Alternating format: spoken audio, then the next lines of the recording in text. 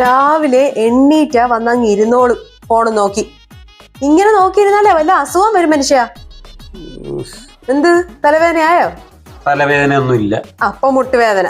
മുട്ടുവേദന ഒന്നും ഇല്ല. അപ്പൊ വയറുവേദന ഉറപ്പായിട്ട്. എനിക്ക് വയറുവേദന മുട്ടുവേദന തലവേദന ഒന്നും ഇല്ല. ഒന്നുമില്ലല്ലോ.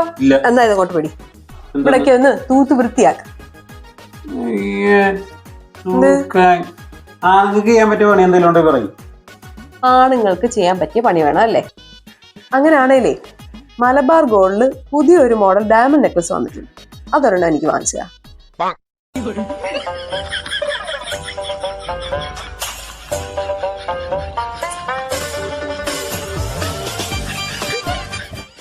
ഇത് കഴിഞ്ഞ് പുറം മൊത്തം അടിക്കട്ടാ.